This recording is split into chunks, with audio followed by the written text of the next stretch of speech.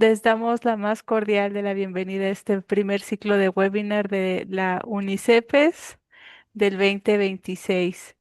Este ciclo de webinars va a estar del 20 al 28 de marzo. Abrimos este espacio gratuito de formación para seguir aprendiendo, compartiendo y creciendo juntos.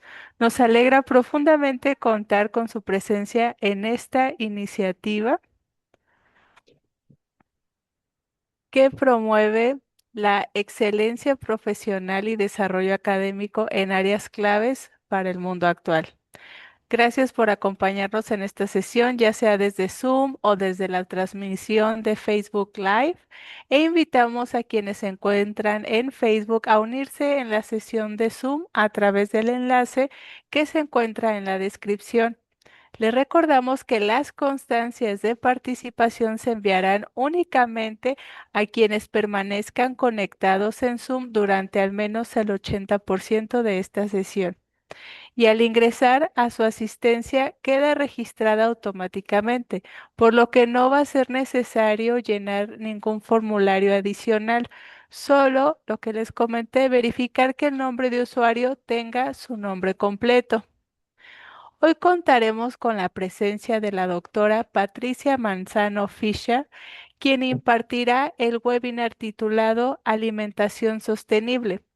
En esta sesión se ofrecerá una mirada introductoria a la alimentación sostenible, abordando sus conceptos esenciales y su relevancia para la salud, el medio ambiente y la sociedad.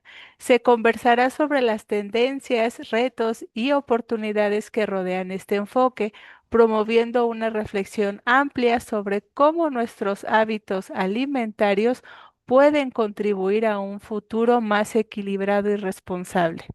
Le damos la más cordial bienvenida a la doctora Patricia Manzano Fischer y le cedemos el espacio para que pueda dirigir unas palabras a quienes ya se encuentran conectados esta tarde.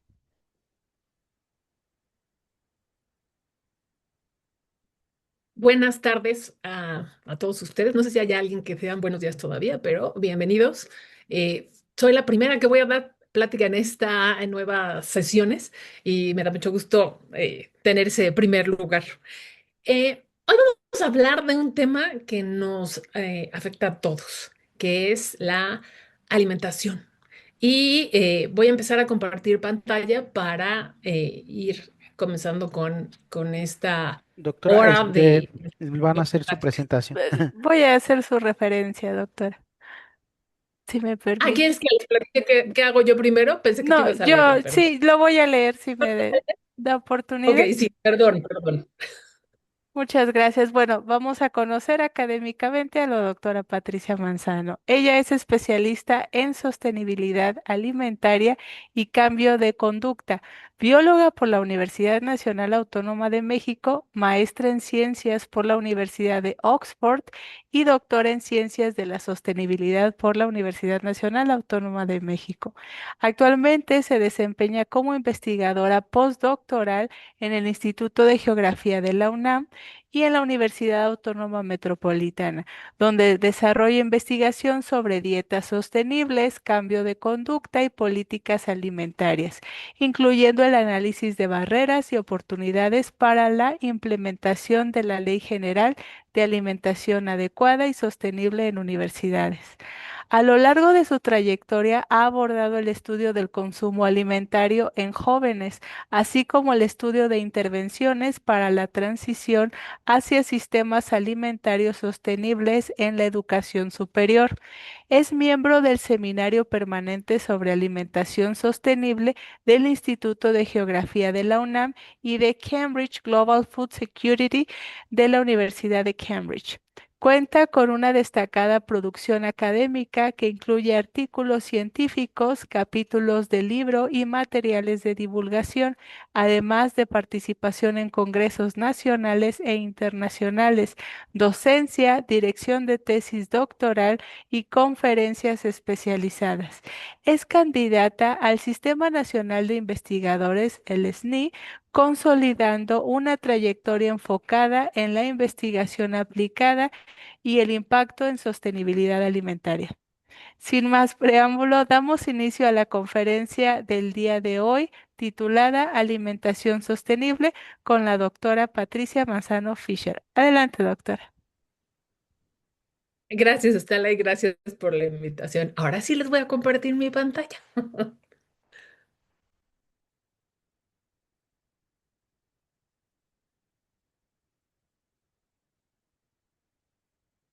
Ahora sí, espero que ya todos puedan ver bien esta presentación. Y como les decía, vamos a hablar de alimentación sostenible, que es algo que hacemos todos los días. Todos los días, al menos comeremos entre 2 y 3 veces. Y esas comidas que hacemos tienen un impacto en el planeta y en nuestra salud. En el planeta, bueno, el impacto que tiene el sistema alimentario es en diversos ámbitos. Está en la pérdida de biodiversidad, en la deforestación, la degradación de hábitats y las emisiones de gases de efecto invernadero, la contaminación, el uso de agua dulce y el cambio de uso de suelo. Cuando nosotros cultivamos la tierra, ya sea para producir alimentos para nosotros o para los animales que luego consumimos, pues vamos a estar usando diversos recursos. Por eso se da la deforestación, porque estamos usando tierras que antes podían haber sido matorrales, bosques u otras cosas, ¿no? Y cuando se pierden estos ecosistemas, pues se pierden muchas especies. El mismo proceso del sistema alimentario produce emisiones de gases de efecto invernadero desde lo que producimos, cómo lo transportamos, los desechos, la parte de pérdida de alimentos, todo esto produce gases de efecto invernadero. Los fertilizantes contaminan suelos y también contaminan el agua dulce y pues todo este cambio de uso de suelo está cambiando la integridad de nuestro planeta. Hace algunos años, el Rockström, que es un científico del Stockholm Resilience Center, publicó un artículo muy interesante que hablaba sobre los 9 límites planetarios. Estos 9 límites planetarios son el cambio climático, la integridad de la biosfera, la presencia de entidades químicas artificiales en nuestro entorno, la reducción de la capa de ozono, la carga de aerosoles atmosféricos, acidificación de los océanos, ciclos bioquímicos de nitrógeno y fósforo, uso de agua, del agua dulce y cambio de uso de suelo. 5 de estos límites, el sistema agroalimentario está contribuyendo a que los sobrepasemos. En esta transparencia ustedes pueden ver 3 diferentes años: 2009, 2015 y 2023. Y como ustedes pueden ver, en 2009 ya habíamos pasado 3 de estos límites. Una vez que los pasamos, es muy difícil regresar a las condiciones anteriores. En 2015 ya habíamos pasado 4 y en 2016 pasamos 6 límites. Esto es bastante grave porque una vez que los pasamos ya no podemos regresar. Unos de estos, por ejemplo, son, como les había dicho antes, el uso de de agua dulce, ¿no? Y cuando usamos esa agua dulce para riego de cultivos, tenemos menos agua dulce disponible para otras cosas. El cambio de uso de suelo, pues llegamos a tal punto en el que ya no podemos recuperar los ecosistemas que estaban antes en esos espacios, ¿no? Entonces, por eso es muy importante que tengamos conciencia de los cambios que produce el sistema alimentario, nuestra alimentación en el ambiente. ¿Cómo es un ambiente, un sistema alimentario que sea sostenible, que podamos tener a lo largo de mucho tiempo, tanto para nosotros como para generaciones futuras? Bueno, sería un sistema alimentario de entrada que produzca menos emisiones de gases de efecto invernadero, que esté adaptado al cambio climático. Y esto es importantísimo porque como se está volviendo más caliente el planeta y están variando las lluvias, necesitamos cultivos que estén adaptados a esos periodos de sequía o muchas veces incluso se inundan, ¿no? Los cultivos por exceso de lluvias. Entonces necesitamos cultivos que estén adaptados para que podamos seguir alimentándonos. Hay que recuperar los suelos que ya están degradados. ¿Por qué? Porque no podemos seguir avanzando la frontera agrícola sobre los ecosistemas que tenemos. Entonces necesitamos que los que ya tenemos sean más productivos. Necesitamos recuperarlos. Es un sistema que protege y recupera también la biodiversidad. Entonces, pues, una vez que estamos recuperando suelos, que estamos recuperando ecosistemas, podemos tener más especies y protegerlas y proteger lo que hay, ¿no? Ya no necesitamos expandir esa frontera agrícola. Es un sistema que usa además menos agua. Hay ya muchos sistemas de riego que utilizan menos agua y que el agua que utilizan la usan de una manera más inteligente, más eficiente. También los recursos marítimos. Nunca pensamos que el mar está lleno de peces, pero es uno de los ecosistemas que está en mayor peligro y muchas poblaciones de peces que comemos ya están en límites o ya hemos sobrepasado los límites para que se puedan recuperar y seguir produciendo más individuos que luego podemos comer. Y también necesitamos que haya menos pérdida y desperdicio de alimentos. Se calcula que aproximadamente el 30% de lo que se produce se desperdicia. Y esto es un costo gigantesco cuando pensamos que necesitamos alimentar a más personas y que necesitamos una mayor producción y ya no tenemos tierras para hacerlo. Entonces, esos alimentos que se producen no se deben desperdiciar, no se deben perder en el proceso. Y finalmente, es un sistema alimentario que provee dietas saludables. Entonces aquí ustedes pueden ver el plato en bien comer, que es el que es en México. Y se está hecho también de una manera que sea una dieta sostenible. Entonces va a tener un menor impacto ambiental, va a tener bajas reducciones de gases de efecto invernadero. También tiene que ser asequible a diferentes grupos. Diferentes grupos deben poder comprar los alimentos, porque si no los pueden comprar, es como si no existieran para ellos. Tienen que ser económicamente justas. Cualquier persona debería poder comer y comprar los alimentos que necesita. También culturalmente aceptables. Cada país, cada región tiene alimentos que son culturales. Culturales, me refiero a que la cocina que tenemos y los alimentos que utilizamos y cómo los cocinamos. Y también tiene que ser inocua, no nos debe enfermar.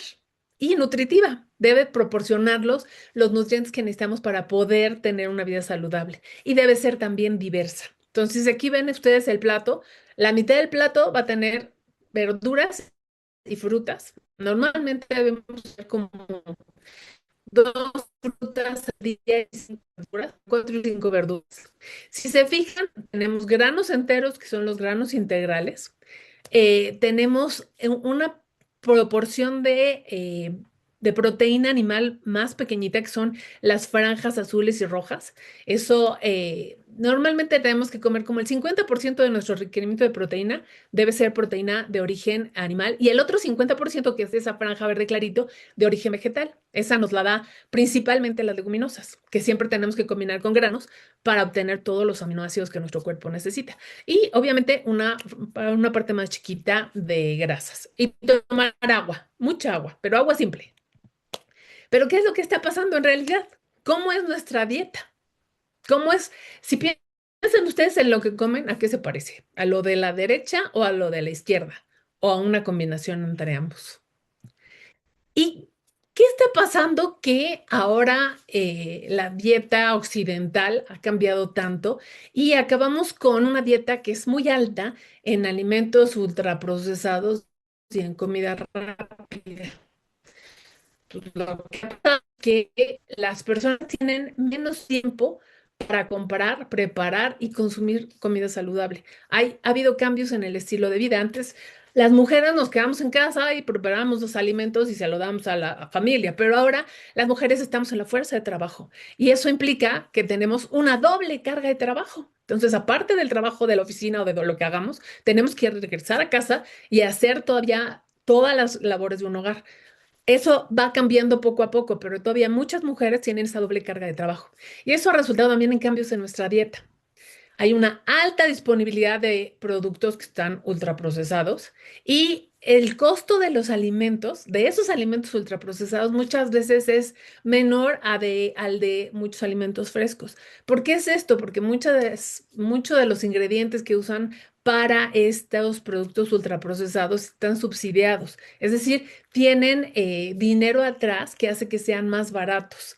Y cuando uno está corto de dinero, pues ¿qué busca? Pues satisfacer el hambre de la familia con alimentos que cuesten menos. Claro que hay cosas que podemos hacer, ¿no? podemos comprar alimentos de temporada que suelen ser más económicos, pero todo eso requiere una planeación y muchas veces no tenemos el tiempo de hacerlo. También estamos en un sistema alimentario con una enorme mercadotecnia y publicidad que nos está diciendo todo el tiempo qué comer. Y hay una industrialización del sistema alimentario.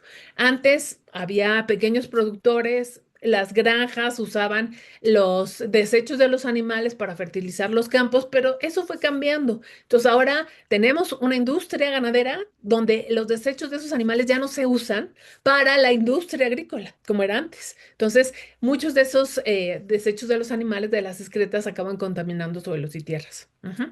Y un último problema que quiero poner en la mesa es la hiperpalatabilidad de la comida ultra rápida y procesada. ¿Qué quiere decir esto? Que tienen más sal, más azúcar, más grasa. Están diseñadas para que nuestro sistema eh, digestivo, para que nuestra lengua, nuestro gusto, las prefiera sobre alimentos que tienen una menor sabor.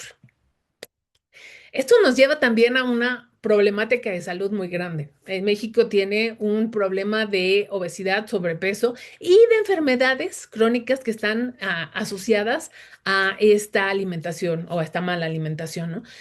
México tiene el primer lugar en obesidad infantil y el segundo en obesidad entre adultos y 70% de los adultos y alrededor de 35% de los niños y adolescentes en México va a padecer sobrepeso y obesidad. Es muy alto ese porcentaje.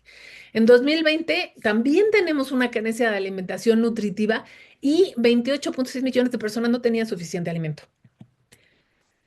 El problema de obesidad en México, bueno, 14 de las principales causas de mortalidad y de hospitalización en México se relacionan con una mala alimentación. Y enfrentamos una epidemia de enfermedades crónicas y de mala nutrición, como les decía antes, ¿no? Hay gente que no tiene suficiente alimento, que genera gastos muy importantes para el país.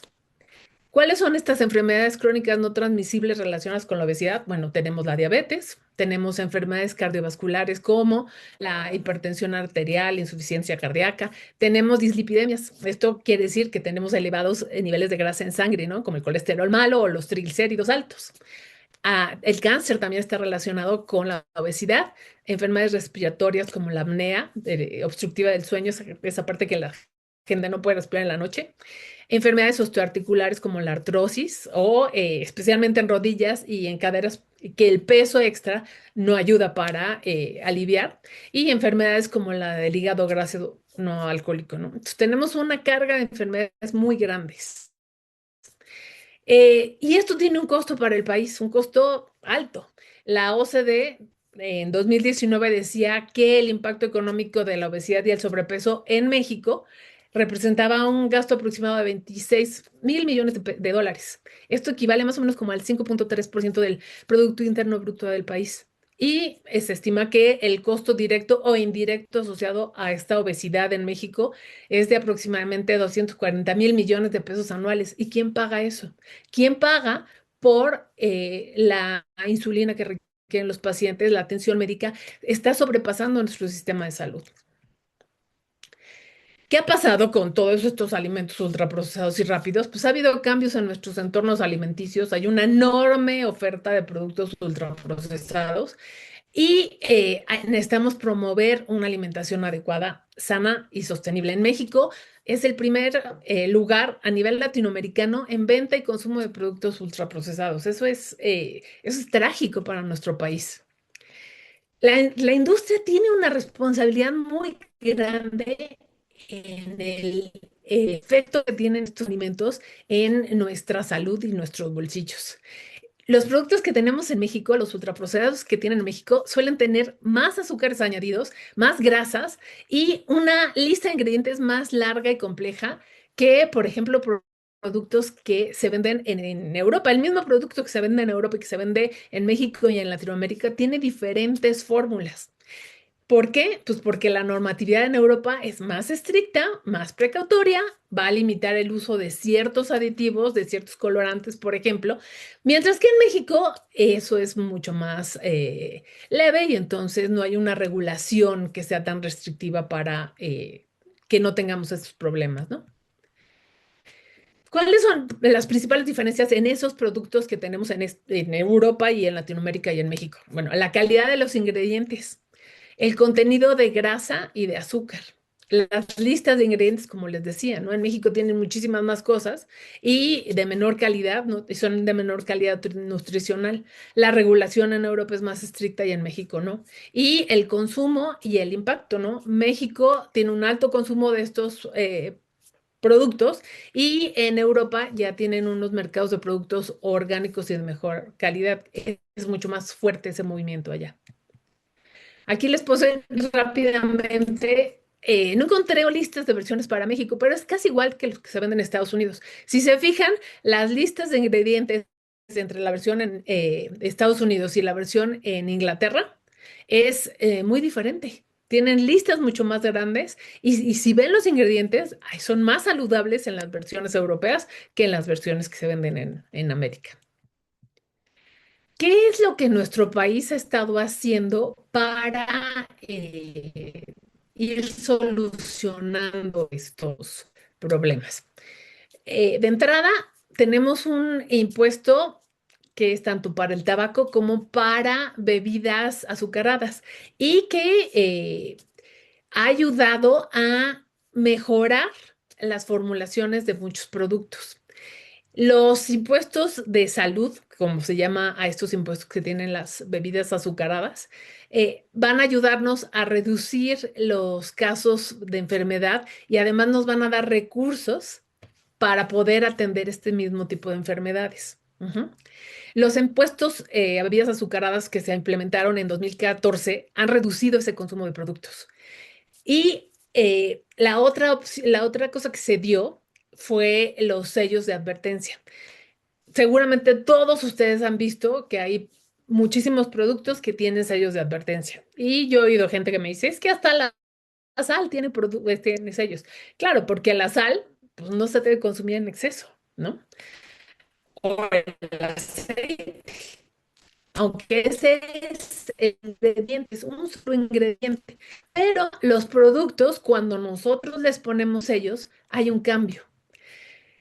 La ley prohibió que los productos que tuvieran sellos esto le pegó fuerte a la industria porque obviamente usan estos personajes para atraer esa atención de los niños y que los niños quieran consumir sus productos.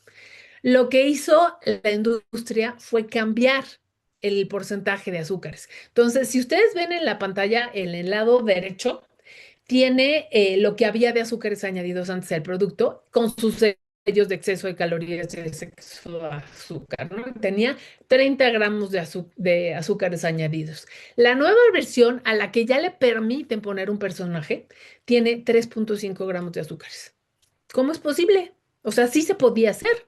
No era algo imposible para las industrias. Sí lo pudieron hacer, ¿no? Lo que necesitábamos era una regulación que controlara ese exceso de grasas y azúcares y demás ingredientes que no son buenos para la salud en los productos que consumimos. Y necesitamos transformar este sistema alimentario para convertirlo en un sistema alimentario saludable y sostenible. Otra de las cosas que ha ocurrido en México fue la Ley General de Alimentación Adecuada y Sostenible. Fue resultado de un proceso legislativo muy largo, desde 2011. Ujú. Pero el Senado lo aprobó hasta 2023 y la Cámara de Diputados lo aprobaron el 6 de marzo de 2024. Tardó más de 10 años en que esta ley fuera aprobada. Había mucha resistencia por parte de la industria de que esto se aprobara. ¿Por qué? Pues porque entonces vamos a tener que seguir ciertos lineamientos que pues, no convenían a los intereses de la industria agroalimentaria, ¿no? Y esta ley nos va a dar las bases para garantizar el derecho a una alimentación nutritiva, que sea suficiente y que sea de buena calidad. Y lo más interesante es que incorpora principios tanto de sostenibilidad, de protección al planeta, como de soberanía alimentaria. Esto quiere decir que el país pueda producir suficientes alimentos para alimentar a su población. Ujú. Es una ley que pide coordinación entre niveles de gobierno y también que pide participación social, porque todos tenemos que trabajar juntos para poder cambiar este sistema alimentario que tenemos. ¿Qué es lo que establece la ley de alimentación adecuada y sostenible? Bueno, primero que necesitamos garantizar el derecho a la alimentación, ¿no? Y establece bases para hacer efectivo el derecho constitucional de todas las personas a una alimentación nutritiva suficiente, de calidad y culturalmente pertinente. Este es un reto gigantesco, porque esto quiere decir que nadie debe pasar hambre. Y no solo que no pasen hambre, sino que lo que coman los nutra. Ujú. La segunda es una coordinación institucional. Entonces, esto crea mecanismos de coordinación entre el gobierno federal y los estados y los municipios para diseñar e implementar políticas alimentarias. Que todos estemos de acuerdo en cómo se van a hacer las cosas. Ujú. Luego, la promoción de dietas saludables. Llevamos tanto tiempo comiendo dietas que no son saludables que ahora necesitamos reaprender qué es lo que necesitamos comer. Ujú. Entonces, este fomenta políticas para mejorar estos entornos alimentarios de los que estábamos hablando, para prevenir la malnutrición y para promover el acceso a alimentos saludables. Lo ideal sería que los subsidios fueran para alimentos que realmente nos nutren y no para una industria que tiene ingredientes que van a ser poco recomendables para la salud, pero que van a ser muy baratos. Entonces eso hace que sean los precios más baratos y que sean más accesibles para muchas personas. Otra de sostenibilidad. Esto es muy nuevo. Esto antes no se había tenibles que consideren ese impacto ambiental del que hablábamos al principio, pero también el impacto social y el impacto económico a lo largo de toda la cadena alimentaria. No debemos olvidar también que necesitamos una sociedad que esté bien nutrida y bien alimentada y que el costo sea accesible para todos. Ujú. Necesitamos que participe la sociedad. Entonces, esta ley impulsa la participación de diferentes comunidades, de la academia, de los productores, de la sociedad civil y todo esto en la gobernanza de un sistema alimentario. No se lo podemos dejar solito al gobierno o solito a la agroindustria. Todos tenemos que participar para que esto funcione. Ujú. Y por último, la ley hace algo muy interesante y es apoyar la producción local y la soberanía alimentaria. Durante mucho tiempo se descuidó esta soberanía alimentaria. Era más barato comprar alimentos de fuera y entonces fuimos perdiendo la capacidad de producir suficientes alimentos para nuestra población. Entonces ahora lo que se busca es que tengamos una ley que apoye esa soberanía alimentaria y esa producción local. Ujú. Hay que fortalecer la producción agroalimentaria nacional y especialmente la de pequeños productores y de sistemas agroecológicos. Los sistemas agroecológicos son mejores para el planeta y tienen un menor impacto. Para lograr todo esto, vamos a necesitar cambiar nuestros hábitos de alimentación y de consumo. Y esto ha resultado muy complicado. La ley se aprobó en 2024 y en 2025 una de las cosas que se hizo fue que ya no se podían tener alimentos con sellos en las escuelas de educación básica. Seguro si ustedes tienen hijos o han escuchado, los niños han protestado porque ya no había esos alimentos ultraprocesados que sabían tan buenos, saladitos o muy dulces, que les encantaban. Y esto ha sido un problema enorme. ¿Por qué? Porque no se los vendían en la escuela, pero entonces los niños los llevaban en las mochilas y los empezaban a vender. También fueron niños que empezaron con sus emprendimientos, entre comillas, ¿no? Porque lo que hacían era un pequeño negocio y llenaban su mochila de dulces y de cosas que la escuela no iba a vender y ellos se los vendían a sus compañeros. Entonces, tenemos que tener un cambio cultural enorme, porque las mamás también protestaban, porque los niños ya no querían comer cosas que son saludables para ellos, porque no es lo mismo comer unas verduras crudas a unas papas fritas. Ujú. O no es lo mismo los dulces, los pastelitos, a una fruta.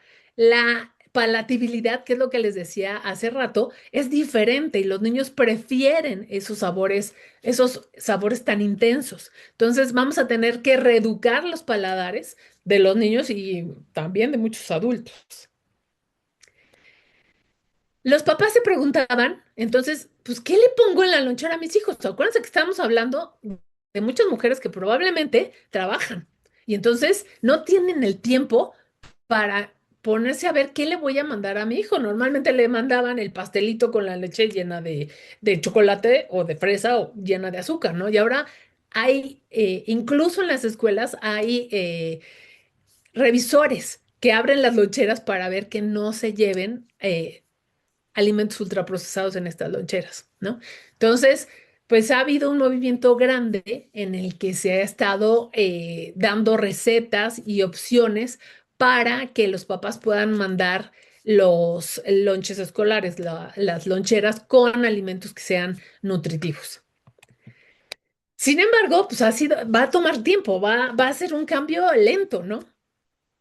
Los maestros lo que reportaban es que los niños salen al recreo y no van a comprar los productos que vende la cooperativa o la tiendita escolar. ¿Por qué? Porque ya no pueden vender productos que tengan los sellos. Entonces estaban vendiendo ahora pepinos, piña, fruta picada, agua sola, embotellada, tal como dice la normativa.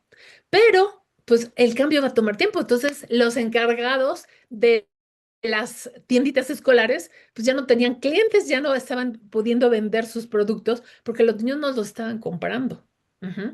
Entonces, aquí esta frase es lo que dijo una de las encargadas de una cooperativa, ¿no? Que decía que a ella no le queda más opción que esperar a que los niños y las niñas se acostumbren a ese cambio.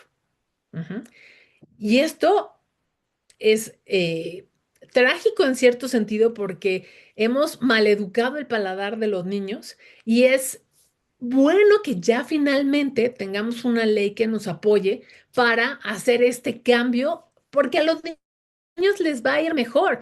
Antes no había niños con problemas de hipertensión, ahora tenemos niños que tienen problemas de sobrepeso, de obesidad, de hipertensión y de resistencia a la insulina. Estas eran enfermedades de adultos y de adultos ya mayores y ahora los tenemos en los niños.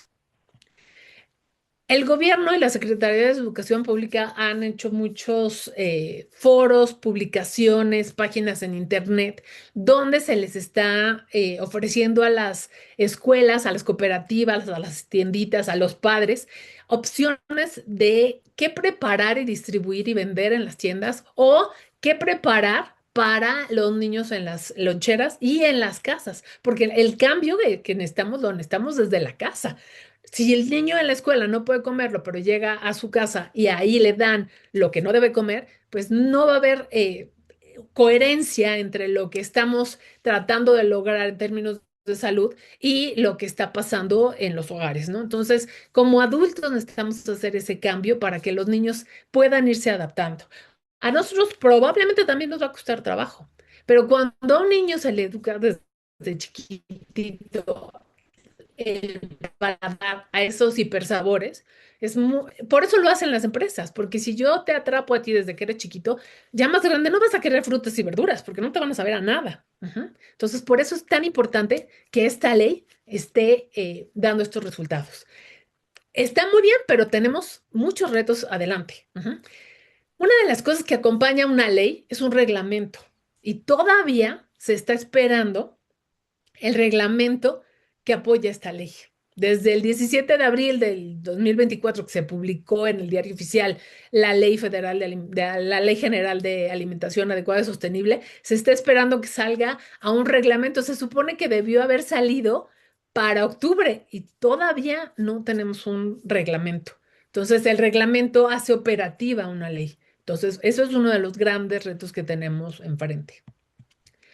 Otro reto que tenemos es esa vaguedad que tiene la Ley General de Alimentación Adecuada y Sostenible. Y esto no es casualidad.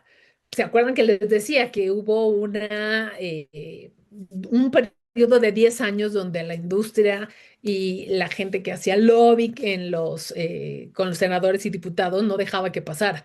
Bueno, esta vez pasó, pero pasó con algunas vaguedades que permiten que se hagan cosas que a lo mejor no son las ideales, ¿no? Y en este sentido, bueno, en educación básica ya tenemos la Secretaría de Salud y de Educación Pública van a fomentar programas, acciones y campañas de salud permanentes y de fácil comprensión sobre nutrición, sistemas de producción agroecológicos y estilo de vida, ¿no? Y tenemos esas prohibiciones, no puede haber sellos, alimentos con sellos en las escuelas. Ajá. La industria incluso hizo algo eh, para que pudieran pasar sus productos, ¿no? Entonces, en vez de tener un paquete, por ejemplo, que tenía 6 galletas y que pasaba con mucho la cantidad que un niño debe comer de azúcar y grasa, entonces vendían paquetes de 2 galletas, ¿no? Entonces eso ya no pasaba esos límites que se habían puesto. El asunto es que el niño entonces ya no compraba un paquete, compraba 3 paquetes y era lo mismo. Ajá. Entonces, por eso ahorita ya no se puede tener nada que tenga sellos en las escuelas. Pero eso es en educación básica. Para la educación media superior y superior, no es tan clara la ley y no es tan prohibitiva en lo que se puede vender en las universidades y en las preparatorias. Entonces, lo que la ley pide para estas escuelas, educación media superior y superior, es que promoverán el consumo de alimentos adecuados, preferentemente aquellos preparados con productos locales y a precios accesibles. La palabra ahí es promoverán. Ujú. Luego, las instituciones públicas y privadas de educación básica, media, superior y superior deberán promover el cumplimiento de la ley. Otra vez tenemos la palabra promover. Ujú. No es que tengan que, o sea, es esta vaguedad de la que les hablaba, ¿no? Entonces, queremos que lo hagan, pero no, hasta ahorita no hay un reglamento que tenga un castigo si no lo hacen. Ujú. Entonces, todavía, y se va a respetar la autonomía de las universidades. Entonces, no hay castigos, por ejemplo, si estamos, o sea, sigue vendiendo cosas en las escuelas de preparatorias de media superior o en las universidades. Entonces, eso es un área en la que todavía se tiene que trabajar mucho. Una de las cosas buenas que tiene es que dice que en los centros de trabajo en donde existen espacios de distribución de alimentos o bebidas, deberán contar con cuando menos la opción de adquirir alimentos nutritivos, inocuos y de calidad y asegurar el acceso a agua potable. Pero si se fijan, dice, deberán contar con cuando menos una opción para adquirir alimentos. Aquí nos está prohibiendo los alimentos con sellos. ¿Cómo se hace en la educación básica? Ujú. Otro reto que tenemos, necesitamos cambiar el sistema educativo hacia un entorno que desarrolle competencias y conocimientos sobre actividad física y alimentación saludable y sostenible. Necesitamos empezar desde los más chiquititos hasta la universidad y necesitamos reeducar a todas estas personas que no están comiendo lo que deben, ¿no? Y estamos de acuerdo con que muchas veces no es porque uno no quiera, sino porque o son muy caras las opciones o no están disponibles en donde yo vivo o hay diferentes circunstancias que pueden hacer que no comamos de una manera saludable. La ley por eso estaba contemplando que toda la parte desde la producción hasta el consumo, que sea accesible y que sea nutritiva y saludable para todos. Pero necesitamos dar clases a los estudiantes de todos los niveles sobre nutrición y por qué es importante hacer actividad física. Pasamos muchísimo tiempo sentados y eso va actuando de manera negativa sobre nuestro cuerpo. Necesitamos movernos, el cuerpo está hecho para moverse, ¿no? Entonces necesitamos que la clase de educación física no sea un extra, sino que sea parte importante de la actividad de todos los estudiantes durante su estancia en una escuela y que sepan por qué tienen que comer lo que están promoviendo esta ley, por qué tienen que comer frutas, verduras, cuánta carne tienen que comer o no, que no deben comer tanta carne, ¿no? Entonces, todo eso se les debe incorporar en estos programas educativos en todas las escuelas. Necesitamos dar estas clases, cursos, talleres, campañas informativas, infografías y necesitamos la participación de la comunidad en, en estas actividades, ¿no? Nada más los niños van a aprender, los maestros tienen que aprender, todo el personal, porque esto también va a ser importante que se dé en los centros de trabajo. Ujú. Entonces necesitamos que todo mundo empiece a tener la información que necesita para tomar las decisiones que necesitamos tomar para tener una vida más saludable. Otro reto que tenemos es la compra a productores locales. Ujú. ¿Por qué? Uno, porque muchas veces la situación fiscal de estos productores locales no es la ideal. Ellos no tienen un registro fiscal o no pueden ofrecer una factura por sus productos. Otra es porque enfrentan una competencia muy grande con los precios de la industria. No es lo mismo producir un campos gigantescos de jitomate a tener un par de hectáreas o 5 hectáreas de jitomate. No puedes competir con lo que implica los gastos de producción que se dividen entre miles y miles y miles de jitomates con los pocos que tú puedes producir. Entonces, eso es un reto muy grande. La otra es el acceso a los mercados y a la tecnología. Una cosa que se ha estado tratando de hacer es que los productores locales ofrezcan los productos, pero como ellos están por ejemplo, en el centro de la Ciudad de México, ¿no? O en algún lugar, hay una temporalidad en la que salen las frutas y verduras.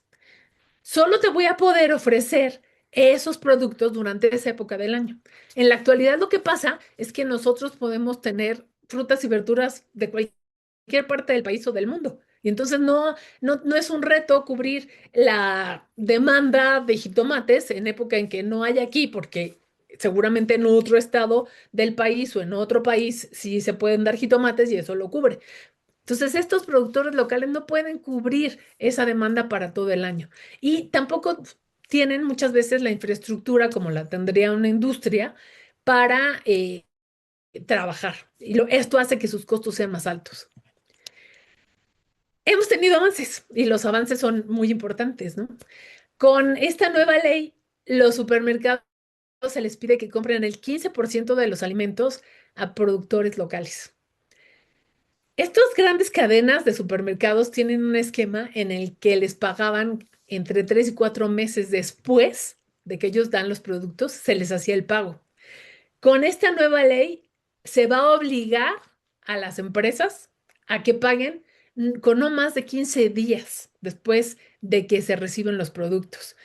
Esto es importantísimo porque estos pequeños agricultores no pueden pasar 3 o 4 meses sin ingresos. Entonces, si yo te voy a dar a ti, supermercado grande, mis productos y tú me los vas a pagar en 15 días, entonces yo puedo seguir produciendo. Pero si tú me pides que te dé un crédito de 3 meses, pues me vas a acabar. Entonces, eso es una de las cosas, de las mejores cosas que ha hecho ahorita la ley en términos de apoyar a los pequeños productores y a los productores locales. Aquí les presento una iniciativa que se dio en la Universidad Nacional Autónoma de México con estos productores locales. La universidad tiene una tienda que se llama Tienda UNAM y en esa tienda tienen una sección especial para productos hechos con prácticas sustentables y para productores locales. Ujú. En- Facilita también esta parte fiscal y esta parte de pagos para los productores.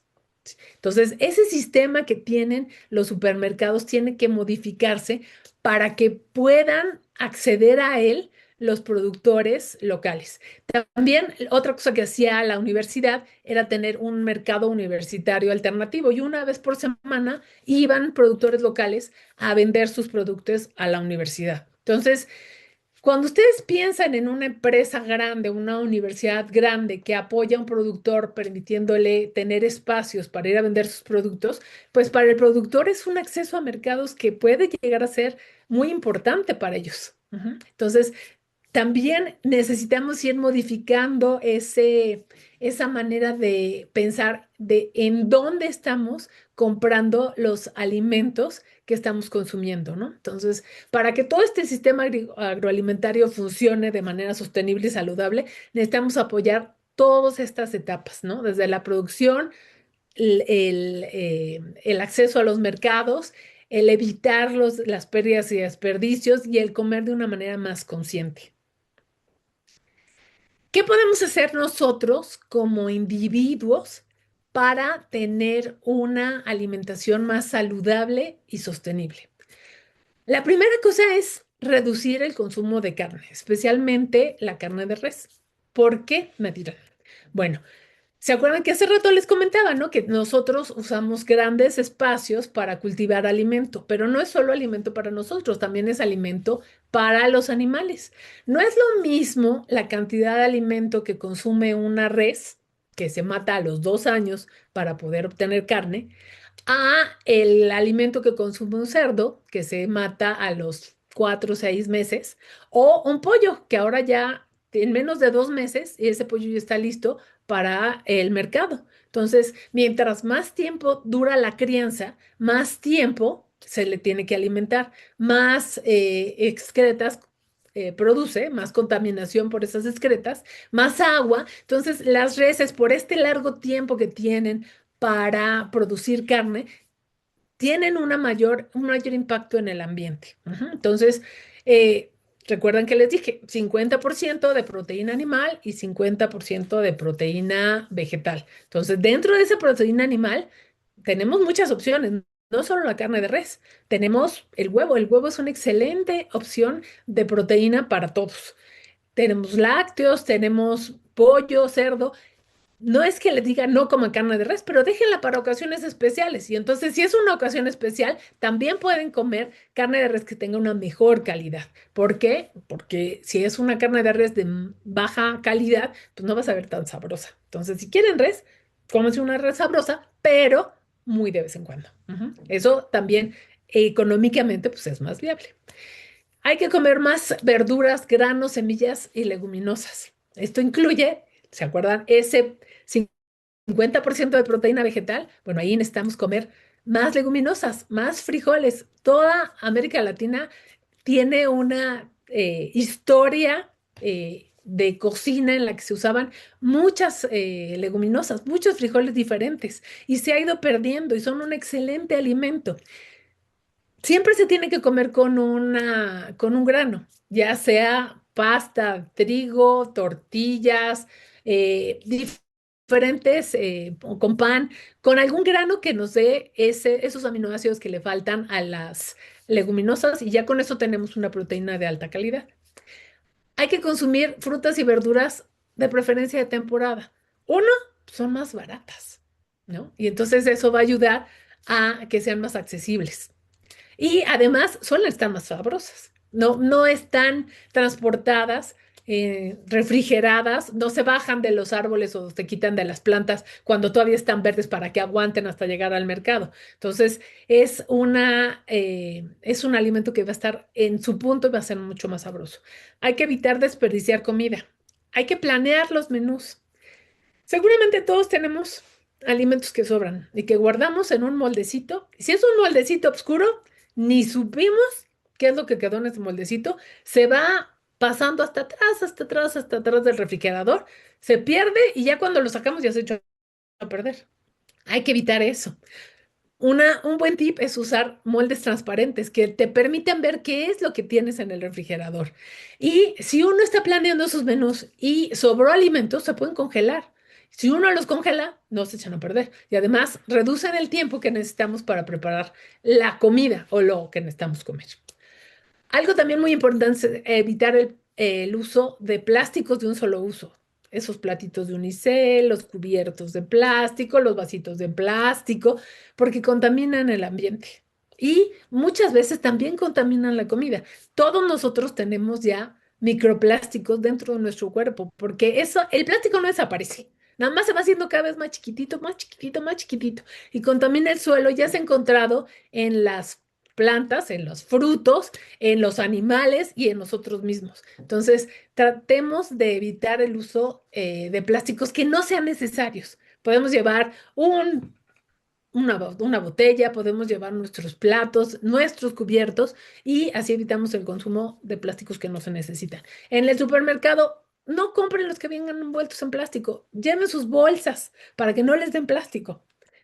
Sus nietos, bisnietos y demás se les van a agradecer. Y la última es reducir o eliminar el consumo de productos ultraprocesados de los que ya habíamos dicho, ¿no? No nos hacen bien ni a nosotros como personas, no nos hace bien a la salud y normalmente vienen envueltos en plástico. Entonces, también ayuda a ese punto anterior, ¿no? Que es el reducir el uso de plásticos. Y hasta ahí lo dejo para que podamos tener preguntas. Muchas gracias por su atención.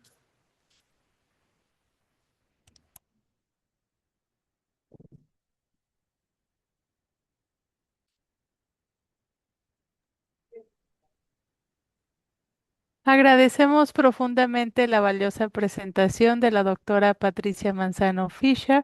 Ahora abrimos un espacio para preguntas y respuestas. Pueden escribir sus preguntas a través del chat de Zoom y también atenderemos algunas de las que nos están llegando a través de Facebook Live. Mi compañero, el ingeniero Eduardo, procederá a dar lectura. Gracias. Muchas gracias, maestra Estela. Eh, Vamos a leer algunas de las preguntas que nos estuvieron surgiendo durante la charla. Mm, Alejandra Flores Benítez pregunta cómo educar a la sociedad para el cambio si el marketing está por encima de la cultura alimentaria. En la escuela de sus hijos está el programa de salud para el bienestar comedor, aunque sí es difícil educar. ¿Me puedes repetir otra vez la pregunta, por favor? Sí, con gusto, doctora. ¿Cómo educar a la sociedad para el cambio si el marketing está por encima de la cultura alimentaria? Es bien complicado. Y por eso estamos en donde estamos. La verdad es que los intereses de la industria han sido durante mucho tiempo más importantes que la salud de la población. Entonces, por eso es tan importante esta ley, porque va a empezar a poner un freno al poder que tenía la industria sobre los consumidores. Y además, otra cosa que hacía la industria es que nos echaba la culpa a nosotros y toda la responsabilidad era nuestra, ¿no? O sea, si tú te tomas un refresco, pues ponte a hacer ejercicio para que baje. No es cierto, no funciona así. Tenemos un exceso de azúcares, grasas y de harinas refinadas y es muy difícil evitar esa publicidad. Hay un video buenísimo en donde tienes a una persona que va caminando por la calle, va viendo diferentes cosas, llega al restaurante y le dice, voy a querer, y el mesero le pasa un sobre y le dice, esto, ¿verdad?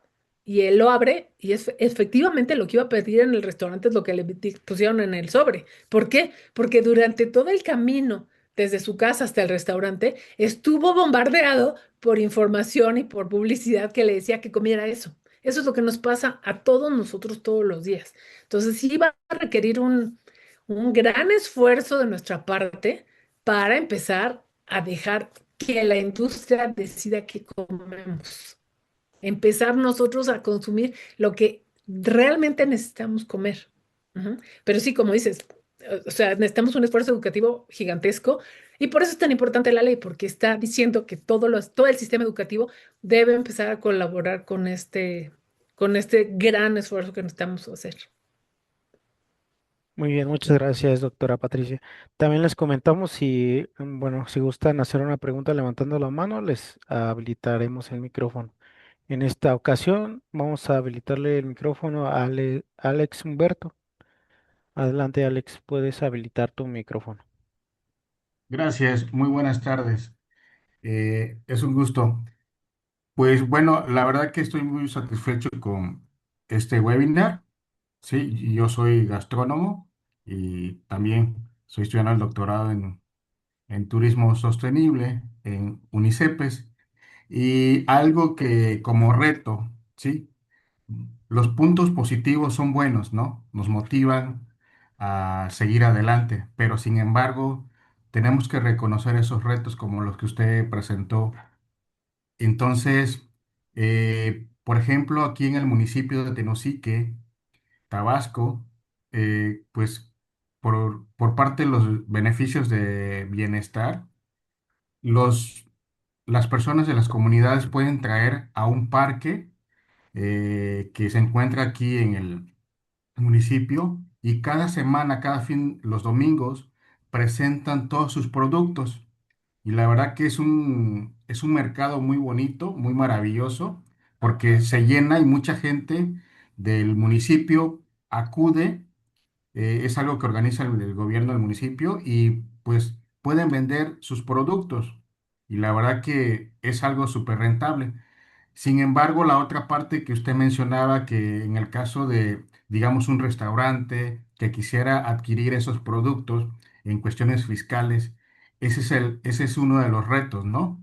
Que, no sé, quizás el SAT tendría que buscar ahí algo que pudiera modificar para el beneficio de los pequeños productores, para que, pues, en gran proporción, a medida de lo posible, pues, se pudieran adquirir parte de sus productos, ¿no? Y esto pues sería un beneficio para ellos en ese aspecto y pues toda esta parte de lo sostenible, ¿no? Que tiene que ver con lo social y el medio ambiente y lo cultural.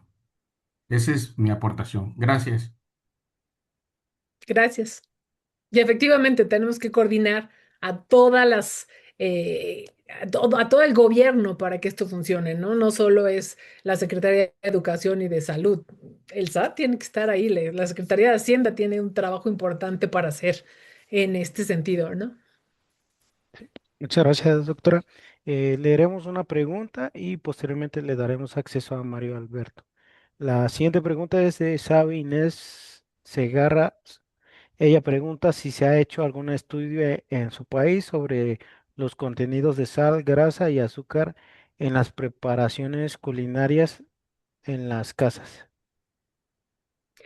Me imagino que sí, la verdad es que no estoy muy enterada de este tipo de estudios. No soy nutrióloga, yo me dedico a la parte de sostenibilidad, pero sí sé, por ejemplo, que en las cafeterías de algunas universidades ahorita se está trabajando con nutriólogos que están precisamente eh, rediseñando los menús para cuidar ese contenido de grasa, sal y azúcares que tienen los alimentos que se ofrecen a los estudiantes. Entonces, me imagino que sí hay mucho trabajo a ese respecto, pero no te podré decir yo ahorita alguno en especial, pero seguro puedes encontrar en cualquier buscador de referencias mucho trabajo de eso.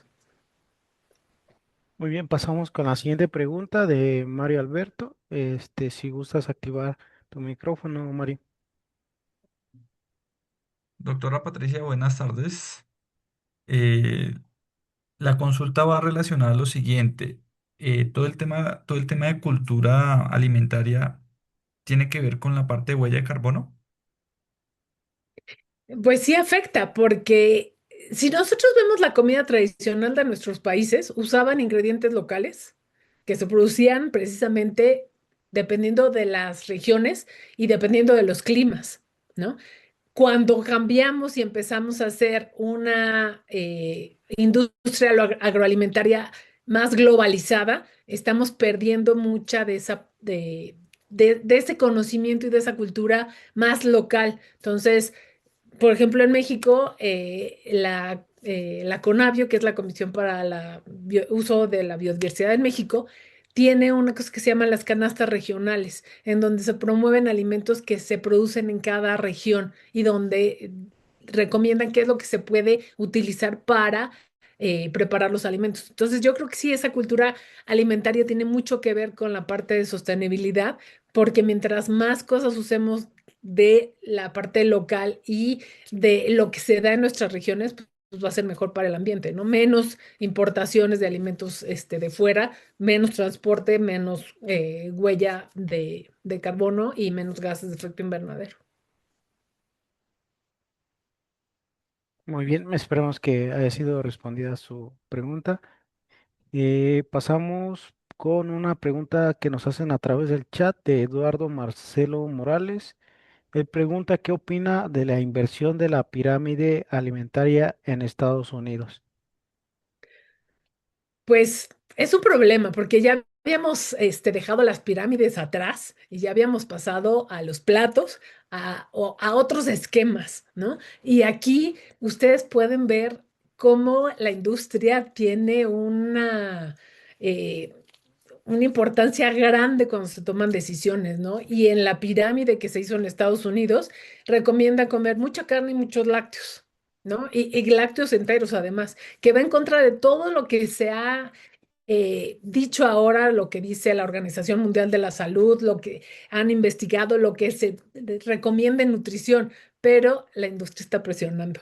Entonces, por eso tiene esa parte de arriba que va en contra de todo lo que se ha dicho hasta ahora. Entonces, creo que lo que se está usando del plato del buen comer y de otros esquemas que se tienen en América Latina son mucho mejores que los que están planteando ahorita en Estados Unidos. Entonces, no siempre los veamos como el punto de referencia.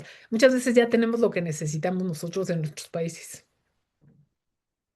Muy bien, muchas gracias, doctora.